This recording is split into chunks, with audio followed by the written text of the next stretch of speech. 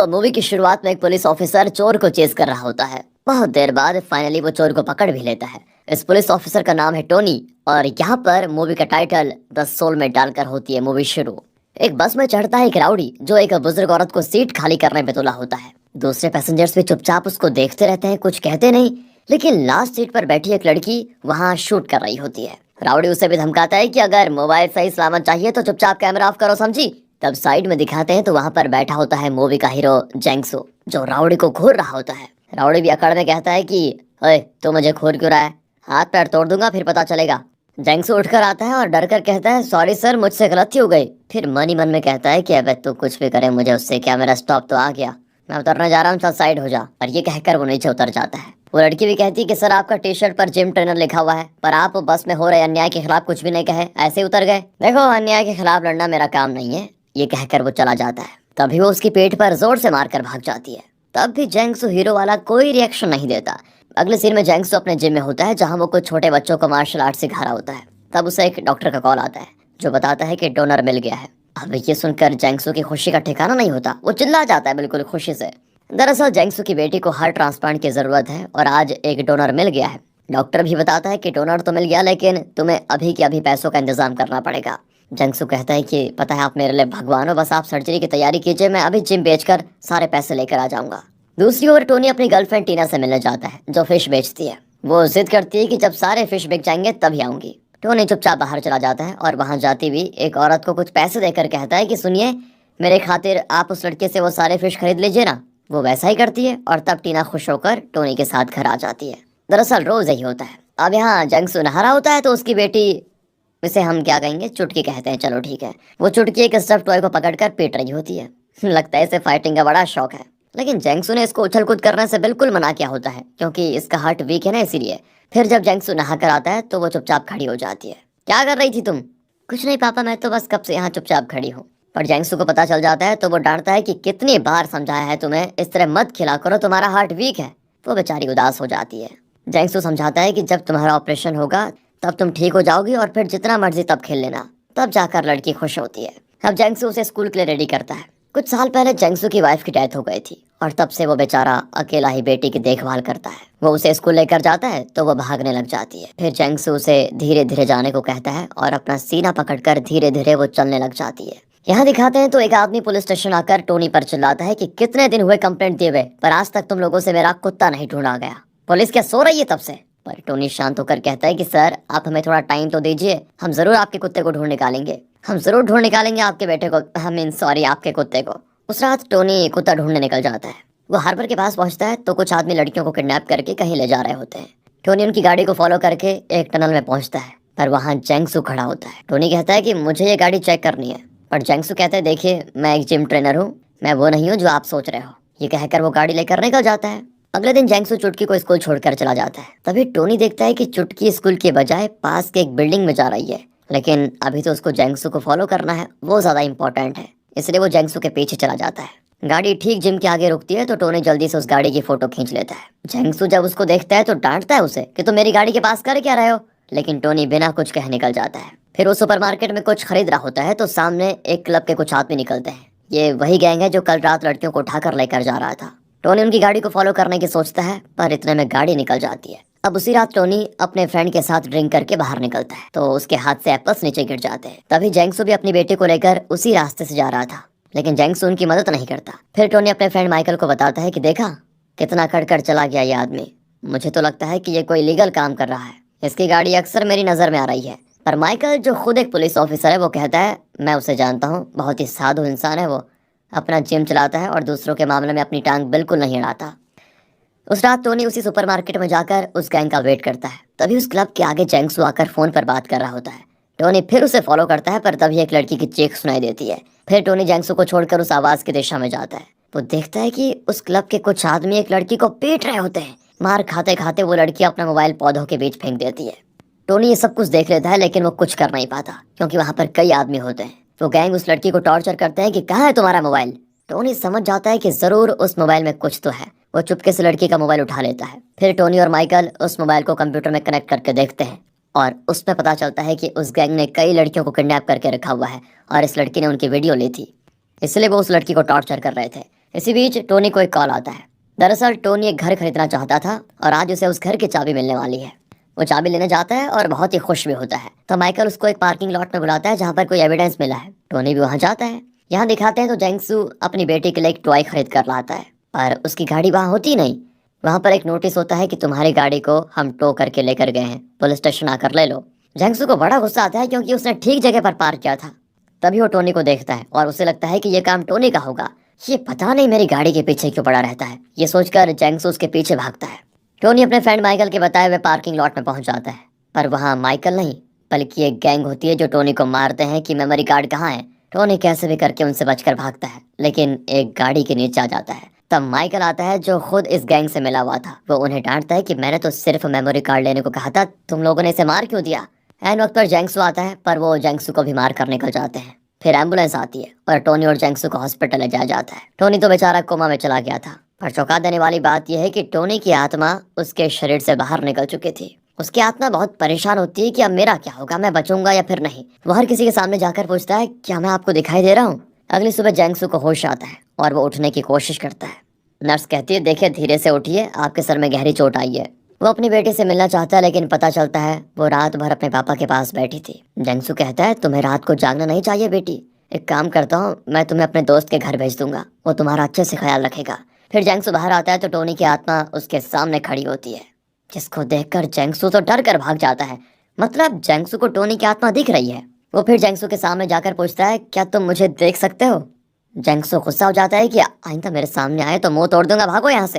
कहकर वो टोनी को धकेलता है, लेकिन उसके हाथ उसके शरीर में घुसकर निकलता है, जिसको देखकर जेंगसू तो भूत भूत करके चिल्लाने लग जाता है। जब उसे होश आता है तो फिर टोनी की आत्मा हाजिर। जेंगसू अब नर्स से पूछता है, क्या तुम इस आदमी को देख सकती हो, ये सामने है जो। वो कहती है कि अरे सर, मेरे अलावा और आपके अलावा यहाँ पर कोई है ही नहीं। लगता है सर पर गहरी चोट लगने की वजह से आपकी दिमागी हालत ठीक नहीं है। तब टोनी कहता है कि मेरी आत्मा शरीर से बाहर निकल गई है, प्लीज मेरी मदद करो। लेकिन जेंगसू तो डर के मारे उससे बचकर ही भाग जाता है। अब माइकल जो कि उस गैंग से मिला हुआ था, वो टोनी को देखने हॉस्पिटल आता है और टीना से कहता है कि इसका ख्याल रखना, अगर किसी चीज की जरूरत पड़े तो मुझे बुला देना। अगर इसे होश आए तो एक मेमोरी कार्ड के बारे में पूछना, जो एक केस के लिए बहुत इंपॉर्टेंट एविडेंस है। तभी उसे एक कॉल आता है जिसे वो कट कर देता है। अब टोनी की आत्मा को यानी टोनी को अपने दोस्त का असली चेहरा दिख गया था कि वो इलीगल काम कर रहा है, इसलिए टोनी यानी टोनी की आत्मा उसका पीछा करती है। वो एक जगह जाता है और अपने गैंग लीडर से मिलता है जो कि पुलिस चीफ है। ओह माय गॉड, ये खुद ही इतना बड़ा काम कर रहा है, ये लड़कियों को किडनैप करके उनको बेचता है। वो पूछता है कि मेमोरी कार्ड मिला या फिर नहीं। माइकल कहता है नहीं मिला सर, और टोनी अभी कोमा में है। पुलिस चीफ उसे धमकाता है कि जब तक मेमोरी कार्ड ना मिले तब तक मत आना, और अगर नहीं आए तो तुम्हें जिंदा छोड़ दूंगा। माइकल वहां से निकल जाता है। अब पुलिस चीफ की गैंग जेंगसू को पकड़ने आती है क्योंकि उस दिन जेंगसू भी वहां पर था। इन्हें लगता है कि जेंगसू उस मेमोरी कार्ड के बारे में कुछ जरूर जानता होगा, लेकिन अब इनको देखकर टोनी जेंगसू को वार्न करने जाता है कि शायद वो गैंग तुम्हें मारने आ जाए। पर यहाँ तो जेंगसू का डर कम ही नहीं हुआ था, वो टोनी की किसी भी बात को सुनना नहीं चाहता। इतने में वो जेंगसू पर हमला कर देते हैं, लेकिन जेंगसू उन्हें मारकर आराम से बाहर भाग जाता है और तब जाकर उसे टोनी की बात पर विश्वास होता है। फिर टोनी जेंगसू को उस गैंग से भी बचा लेता है। उस रात टोनी की आत्मा अपनी बॉडी के पास बैठी होती है। टीना बहुत दुखी होती है कि टोनी कोमा में है। उसने प्रेगनेंसी टेस्ट लिया था जिसमें पता चला कि वो प्रेग्नेंट है। वो टोनी को टेस्ट रिपोर्ट दिखाकर कहती है कि तुम जल्दी होश में आ जाओ प्लीज, ये देखो तुम बाप बनने वाले हो। मुझे अकेले रहने में बहुत डर लग रहा है, प्लीज जल्दी होश में आ जाओ। थोड़ा इमोशनल हो जाती है बेचारी। अब टोनी यानी कि टोनी की आत्मा भी उसे देखकर इमोशनल हो जाती है कि मेरा कितना ख्याल रखती है ये। तभी टीना वहां पर पड़ा हुआ एक मेमोरी कार्ड देखती है और टोनी के फ्रेंड माइकल को कॉल करके बताना चाहती है, पर टोनी टेंशन में चिल्लाता है कि वो गद्दार है, उसे मत बताओ। पर कहाँ, उसकी आवाज तो जेंगसू के अलावा किसी और को सुनाई नहीं देती। इसी बीच जेंगसू को उसके फ्रेंड का कॉल आता है जो बताता है कि चुटकी गायब है। जेंगसू घबराकर तुरंत उसको ढूंढने निकल जाता है, लेकिन तभी टोनी उसकी मदद मांगने आता है कि तुम मेरी गर्लफ्रेंड को बताओ कि माइकल को मेमोरी कार्ड के बारे में ना बताए वो। अब जेंगसू खुद अपनी बेटी को लेकर परेशान है और इस समय वो टोनी की मदद करने की हालत में बिल्कुल नहीं होता। वो चुटकी को हर जगह ढूंढता है लेकिन वो कहीं नहीं मिलती। तब टोनी कहता है कि मैंने तुम्हारी बेटी को स्कूल के बजाय वो स्कूल के पास वाले एक बिल्डिंग में जाते हुए देखा था, और अब दोनों उस बिल्डिंग में जाते हैं तो चुटकी वहां बेहोश पड़ी होती है। वो कुछ ड्राइंग्स कर रही थी और लगता है तभी उसकी छाती में दर्द हुआ और वो बेहोश हो गई। जेंगसू उसे तुरंत हॉस्पिटल लेकर जाता है, जहां वो बताते हैं कि जल्द से जल्द इसका ऑपरेशन नहीं किया गया तो चुटकी को बचाना मुश्किल है। जेंगसू बेचारा पूरा टूट जाता है कि वो अपनी बेटी के लिए कुछ नहीं कर पा रहा। तब टोनी की आत्मा आकर उसके पास बैठती है और फिर हमको दिखाते हैं जेंगसू का एक फ्लैशबैक। दरअसल अब तक जिस जेंगसू को दिखाया गया था वो किसी की मदद नहीं करता था, लेकिन उसका कारण इस फ्लैशबैक में पता चलेगा। एक दिन जेंगसू अपनी फैमिली के साथ कहीं जा रहा था। सुबह का वक्त था। जब सूरज भी नहीं निकला था। रास्ते में उसे एक गाड़ी दिखी जो उलट कर पड़ी थी। जैंगसू ने तुरंत अपनी गाड़ी रोकी और उनकी मदद करने के लिए भागा। उसने एक आदमी को बचा लिया, लेकिन उसे लगा कि शायद अंदर कोई और भी है। वो उसे बाहर निकालने की कोशिश में लग गया, लेकिन तभी ऑपोजिट में एक ट्रक आया जो जैंगसू की गाड़ी पर क्रैश कर गया। हालांकि जैंगसू ने अपनी गाड़ी रोड के साइड पर खड़ी की थी और उसी एक्सीडेंट में जैंगसू की वाइफ की मौत हो गई और उसी समय चुटकी का हार्ट भी डैमेज हुआ। प्रेजेंट में जैंगसू बताता है कि अगर उस दिन मैं उस गाड़ी के पैसेंजर की मदद ना करता ना, तो आज मेरी वाइफ मेरे साथ होती और मेरी बेटी की ये हालत ना होती। और तब से मैंने किसी भी मामले में दखल देना बंद कर दिया, फिर चाहे वो मदद करने के लिए क्यों ना हो। यहाँ टीना माइकल को वो मेमोरी कार्ड दे देती है। माइकल खुद भी बहुत दुखी होता है कि टोनी कोमा में है। दरअसल उसे पुलिस चीफ और उसकी गैंग पर गुस्सा भी है, क्योंकि एक मेमोरी कार्ड की खातिर उन लोगों ने टोनी को जिंदा लाश बना दिया। तब टोनी माइकल को जोर से मुक्का मारता है, लेकिन मुक्का उसे नहीं, पास में रखे एक डस्टबिन को लग जाता है और वो हिलने लग जाता है। टोनी जो किसी भी चीज को टच नहीं कर पा रहा था, उसने डस्टबिन को हिला दिया। अपनी पूरी ताकत से काम करने की वजह से उसके शरीर में कुछ बदलाव आने लग जाता है, हार्ट बीट चेंज होने लग जाती है। डॉक्टर टीना से कहता है कि टोनी की हालत दिन प्रतिदिन बिगड़ती जा रही है। ये सुनकर वो बहुत दुखी होती है कि टोनी उसको छोड़कर जाने वाला है। वो टोनी के साथ बिताए हुए खुशी के पलों को याद करती है। टोनी भी उसके पीछे पीछे चलता है। तभी अचानक एक गैंग टीना को पकड़कर गाड़ी में लेकर जाती है। बेचारा टोनी कुछ नहीं कर पाता। यहाँ जैंगसू खुद परेशान है कि उसकी चुटकी के लिए सर्जरी के पैसे नहीं मिल रहे और ऊपर से डोनर का हार्ट अब किसी और को दे दिया गया है। इसी बीच टोनी टीना को बचाने के लिए जैंगसू से मदद मांगता है, लेकिन जैंगसू कुछ नहीं कहता। टोनी हार मानकर चला जाता है, लेकिन तब जैंगसू उसे रोककर उसकी मदद करने को तैयार हो जाता है। टोनी ने उस गाड़ी का नंबर देखा था और उसके जरिए वो उस गाड़ी को और उसके लोकेशन का पता लगाते हैं। वहाँ पुलिस चीफ ने टीना को बांध कर रखा होता है। दरअसल माइकल, जो टोनी की हालत के लिए पुलिस चीफ को जिम्मेदार मानता है, उसने पुलिस चीफ को मेमोरी कार्ड देने से बिल्कुल इनकार कर दिया। इसीलिए इन लोगों ने टीना को किडनैप किया ताकि माइकल को धमकाकर वो मेमोरी कार्ड वापस ले पाए। इसी बीच जैंगसू, उसका फ्रेंड और टोनी तीनों हार्बर पहुंचते हैं। वहां अंदर जाने के लिए वो एक लीवर दबाते हैं, लेकिन ऊपर से बर्फ गिरने लगती है। लगता है ये गलत लीवर था। टोनी अंदर जाकर टीना को ढूंढता है और तब एक कमरे में उसे कुछ लड़कियां दिखती है जिन्हें पुलिस चीफ ने किडनैप करके रखा हुआ था। वो तुरंत जैंगसू को बताता है और फिर वो पुलिस चीफ के आदमियों को मारकर उन लड़कियों को छुड़ा लेता है। लेकिन इसी बीच पुलिस चीफ का एक आदमी बचकर भागता है। टोनी उसे फॉलो करके पुलिस चीफ की जगह का पता भी लगा लेता है और जैंगसू को बताता है। फिर जैंगसू वहां जाकर पुलिस चीफ को इतना पीटता है कि क्या कहें। इतने में वहां पर पुलिस भी आ जाती है और वो जैंगसू को पकड़ लेते हैं, क्योंकि पुलिस चीफ तो इनका सीनियर ऑफिसर है। इतने में माइकल क्राइम डिपार्टमेंट के ऑफिसर्स को वहां ले आता है। दरअसल माइकल बहुत गिल्टी फील कर रहा था कि उसकी वजह से टोनी की यह हालत हुई है, इसलिए वो सरेंडर हो गया और उसने क्राइम डिपार्टमेंट को पुलिस चीफ की सारी लीगल एक्टिविटीज के बारे में इन्फॉर्मेशन दी। लेकिन पुलिस चीफ उन पर गन तान देता है। तभी टोनी की आत्मा को वहां एक डस्टबिन दिख जाता है और उसे याद आता है कि उस दिन उसने एक डस्टबिन को हिला दिया था। वो पूरी शक्ति का इस्तेमाल करके उस लीवर को दबाने की कोशिश करता है। वो कई बार कोशिश करता है, लेकिन आखिर में अपनी पूरी ताकत का इस्तेमाल करके वो लीवर को दबा देता है और पुलिस चीफ पर बर्फ के टुकड़े बरसने लगते हैं। और मौका पाकर जैंगसू पुलिस चीफ को खूब पीट देता है और फिर क्राइम डिपार्टमेंट के ऑफिसर्स पुलिस चीफ और उसकी गैंग को अरेस्ट भी कर लेते हैं। इस तरह वो टीना और बाकी लड़कियों को भी बचा लेते हैं। टीना को बचाने के लिए टोनी जैंगसू का शुक्रिया अदा करता है और पूछता है, क्या एक आखिरी मदद कर पाओगे? जैंगसू भी कहता है कि अभी तक जो किया काफी नहीं था क्या? ठीक है, बोलो क्या करना है। टोनी कहता है कि मैंने अपनी गर्लफ्रेंड के लिए एक घर खरीदा है, तुम प्लीज उसे वहां लेकर जाओ और उसे उस घर की चाबी दे दो। जैंगसू भी टीना को नए घर की चाबी देकर उसको सब कुछ बताता है और कहता है कि तुम अपनी आंखें बंद करो, जब आंखें खोलोगी तो टोनी तुम्हें दिखेगा। वो आंखें बंद करके खोलती है तो उसे भी टोनी की आत्मा दिखती है। टोनी कहता है, मैं तुम्हें इस तरह छोड़कर नहीं जाना चाहता था, लेकिन वही वाली बात है ना, किस्मत को कौन टाल सकता है। तुम अपना और हमारे बच्चे का ख्याल रखना और अगर कोई मदद चाहिए हो तो जैंगसू से मांगने चले जाना, जरा भी संकोच मत करना। बहुत अच्छा इंसान है ये।